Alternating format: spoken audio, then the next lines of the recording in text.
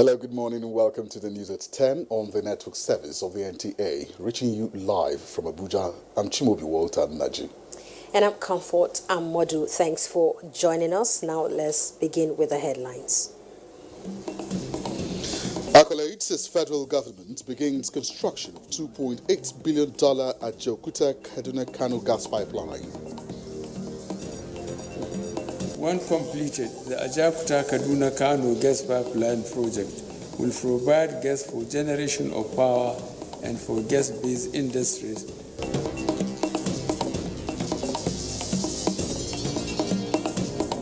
INEC acknowledges receipt of 14 candidates for Edo governorship election.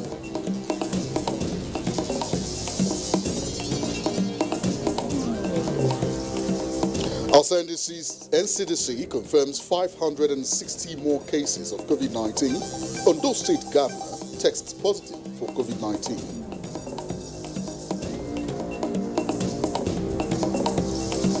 And National Assembly frowns at proposed increase in electricity tariff.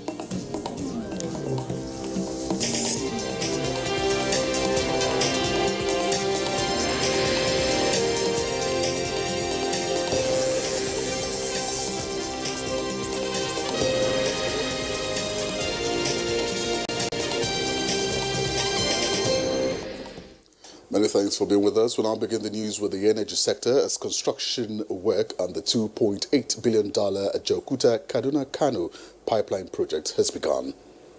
President Muhammadu Buhari, who presided over the virtual flag off of the ceremony, described the project as fundamental to the nation's desire not to only industrialize but energize the entrepreneur spirit of its populace. State House correspondent Adamu Sambo has details of the report. Governor Yahya Bello of Kogi State and his Kaduna State counterpart Nasir Ahmed El-Rufai, on behalf of President Muhammadu Buhari, physically performed the flag-off for the commencement of works on the landmark project at Ajakuta and Rigachikun respectively. Today marks an important chapter in the history of our great nation. The president, who was joined at the council chambers by the vice president and presiding officers of the National Assembly to preside over the virtual event, described the gas pipeline project as dear to the people of Nigeria and therefore must be completed on time, within budgetary allocation and according to specifications. When completed, the Ajakuta Kaduna Kano gas pipeline project will provide gas for generation of power and for gas-based industries, which should facilitate the development of new industries and also the revival of urban industries along transit towns in Kogi State, FCT Abuja, Niger State, Kaduna State, and Kano State. The project is therefore part of the delivery of our next level agenda for sustainable development and enhancement of the economic prosperity of our country.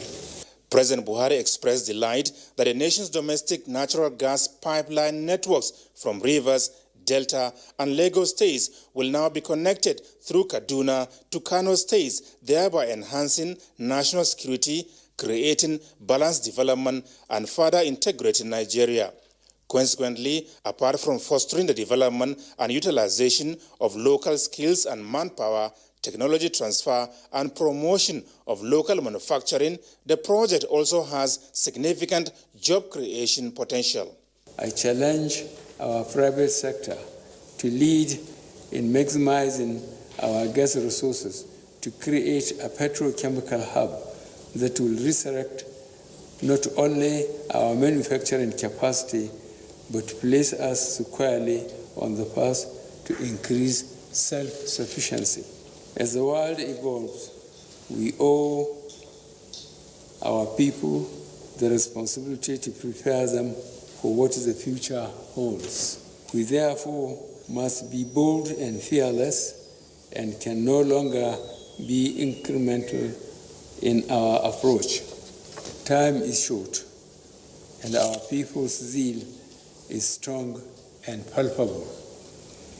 Infrastructure development, although long, tedious, and complex, remains a cardinal objective of our administration drive towards ensuring a stable, sustainable, and more prosperous future for our citizenry. Describing the day as good for Nigeria's development, evolution, and integration, the president is counting on the support of the governors of Kogi, Niger, Kaduna, and Kano states, as well as the Minister of the FCT, towards providing the enabling environment for the successful execution of the project. From the State House, Adamu Sambu, NTA News. Nigeria is on the verge of optimal utilization of her gas reserve in the home front and for export. Chiwobi. Yeah, and this is on the heels of the formal flag-off of the construction of more than 600 miles at Jokuta Kaduna Kano gas pipeline. Abdullahi Mohammed was at the Kaduna end of the flag-off. Firewood, an essential commodity in the sustenance of households across sub-Saharan Africa. On the other hand, chiefly responsible for deforestation, a dangerous trend hitting the environment below the belt. But the giant of Africa, Nigeria, has conceptualized and flagged off the construction of a gas master plan, which is expected to arrest the trend of tree falling. With this flag off, more than 600 miles of gas pipeline will be laid, transporting about 3,500 metric tons of natural gas and energy to households and industrial clusters from Ajaokuta in Kogi State to Kano. This project will transform the lives of the people of Kaduna State and will improve its economy. So we're very grateful to the federal government, to Mr. President in particular, for seeing this through. I must say that this is a very transformational project, and very good for the integration of this country. I am very proud to be part of this project. In a kitchen like this one, the dividend will be colossal. Cheap natural gas will be made available for cooking. In fact, when the project takes proper shape, cylinders like this one will be eliminated in typical kitchen like this ones across household in Nigeria. What will be prominent are pipelines that will connect to this kind of kitchens and supply natural gas. It's commendable now that we are linking the gas pipeline now to the north, because that would be the key to drive industries. Industries in need of energy will also have it at their doorstep, as investors are expected to play critical roles in that regard. Other bioproducts are also expected to feed farms with fertilizers and several other opportunities. In Kaduna, Abdullahi Mohammed, NTA News. Now, the Nigerian Extractive Industry Transparency Initiative, NIT, rank oil and gas companies and government agencies on audit compliance. Let's now join Chimobi Walter Naji on Business News.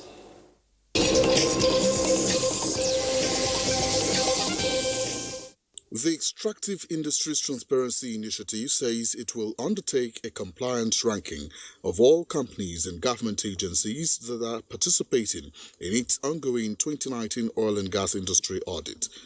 The ranking exercise, instituted to examine levels of compliance to the data gathering component of the NATI's audit process among participating entities, will focus mainly on two indicators: timeliness and completeness of submitted templates, checklists, and supporting documents. Meanwhile, equities market closed on a negative note as the NSE All-Share Index depreciated by minus 1.53% to close at 24,479.22 basis points, as against plus 0.12% appreciation recorded previously. Its year-to-date returns currently stands at minus 8.80%. Market breadth closed negative as NAMET led 10 gainers as against 33 losers, topped by Cadbury at the end of the trading session, an improved performance when compared with previous outlook.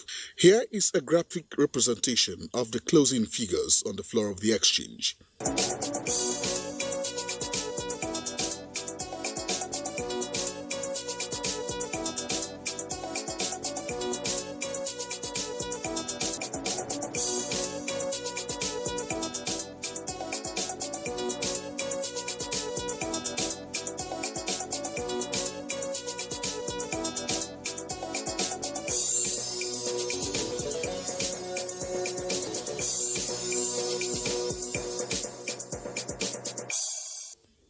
With business news, I'm Chimobi Walter Naji.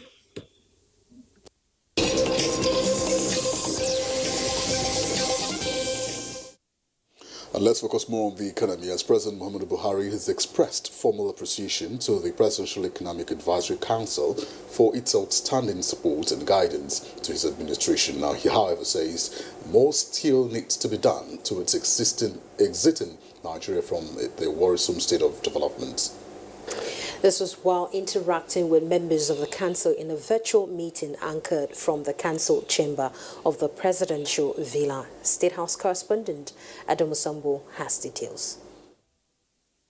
The virtual interactive engagement provided the opportunity for members of the Economic Advisory Council to not only appreciate the Buhari presidency for implementing their various recommendations, but also suggest to government a number of tough choices to make so that the economy can be placed on a higher growth path. Chairman of the Council, Professor Doyin Salami, specifically described as encouraging the review of the 2020 budget, deregulation of the pump price of petrol, approval for the implementation of the Orosanye report, and the adjustment of the exchange rate regime.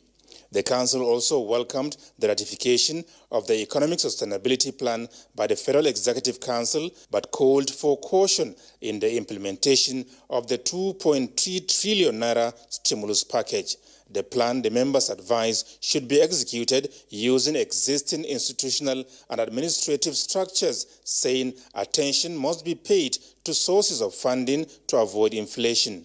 Professor Salami also made a case for the setting up of priorities and a 12-month target for the completion of all projects, and where this is not achieved, such projects be rolled into the new Economic Recovery and Growth Plan.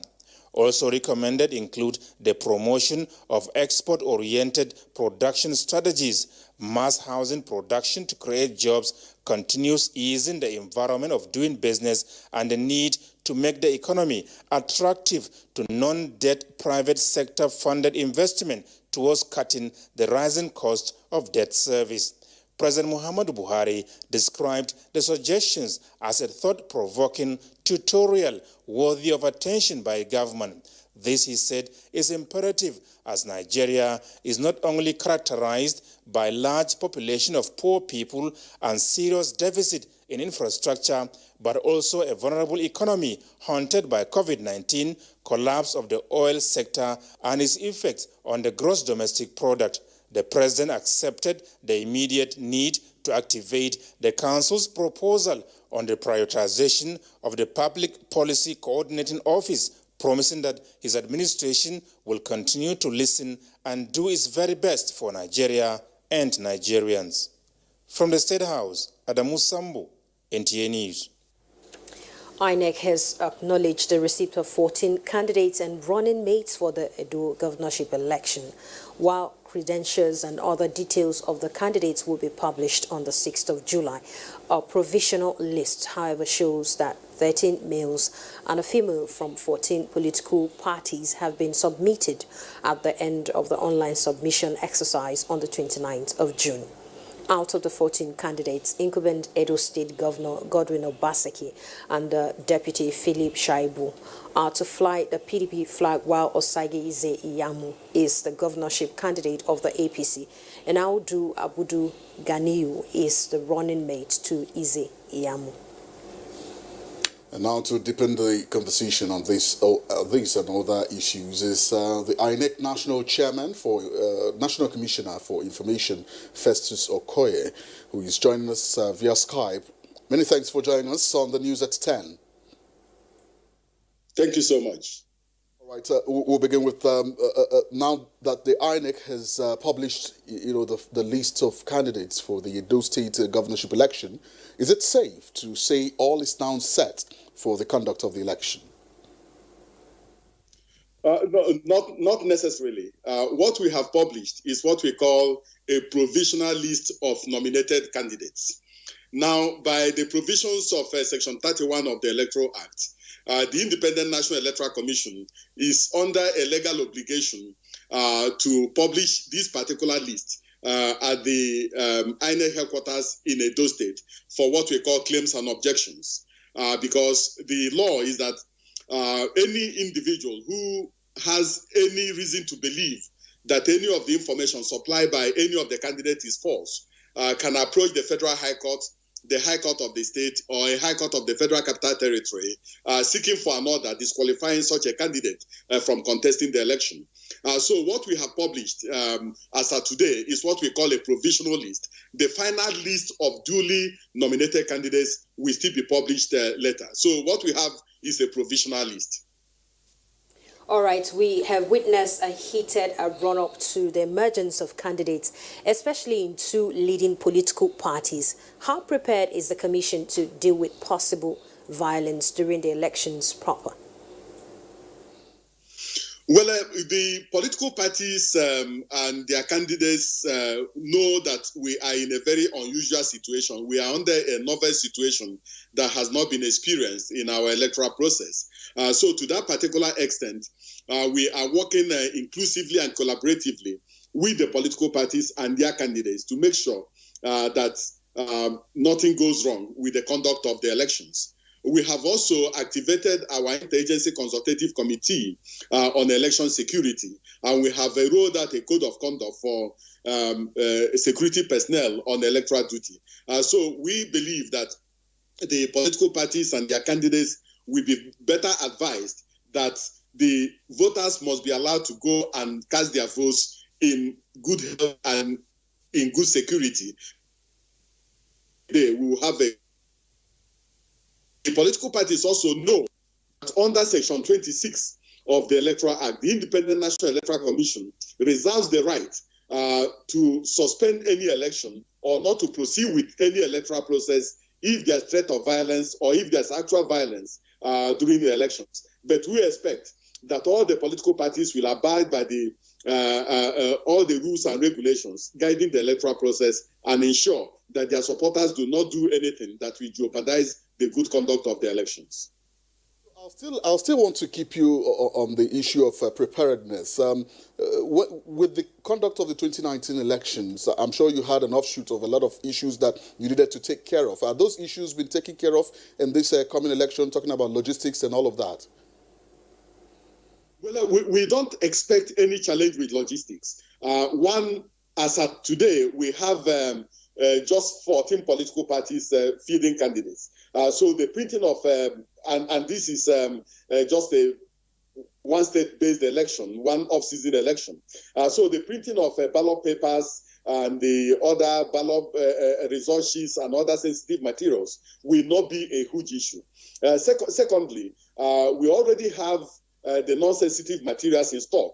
And then we also have the other contiguous states surrounding those states where we can move in materials from. And so we don't have such big challenges. The only challenge we have, and that is why we are test running the elections with the Nasarawa Central State constituency, to be sure that given the novel situation we are in, given the coronavirus pandemic, that the voters can go to the polling units without jeopardizing their health and also without jeopardizing the security of others. So we are going to test our inner cordon and outer cordon formula with the Nasarawa Central State. Hello, Mr. Commissioner. Let me just have your closing thoughts now. Should the coronavirus pandemic still be with us in September, what are the plans to observe necessary health protocols because of coronavirus? Well, exactly. That's what I'm trying to point out. We are going to use the Nasarawa Central State constituency elections as a test run because we are supposed to provide protective equipment for all the ad hoc staff that are going to observe the conduct of these elections. The security agencies will also have to be trained to also observe the necessary protocols and also know how to get somebody who has shown symptoms of the pandemic out of the polling unit in a very, very polite manner. So we are getting ready, we are getting prepared. Nobody has experience in relation to this. So we are test running and learning as we go along. But we believe that with the level of preparations we have, we can have a good run at the elections. Very much, National Commissioner for Information, INEC National Commissioner for Information, Festus Okoye, for joining us on the news at 10. We do hope that the election goes as planned. Thank you so much. All right, so this is still the news at 10 on the network service of the NTA. We are reaching you live from Abuja on News 24. Still ahead. National Assembly frowns at proposed increase in electricity tariff. Details shortly. This world is not my home. The management of Synergy Oil West Africa Limited announces the passing away of Madam Esther Biola Taylor at the age of 90. Late Madam Esther Biola Taylor was mother of the company's executive vice chairman, Utumba Olubenga Udusanya. A requiem mass will be held in her honor at St. Michael's Catholic Church, Lafayette on Lagos Island, Friday, 3rd of July 2020.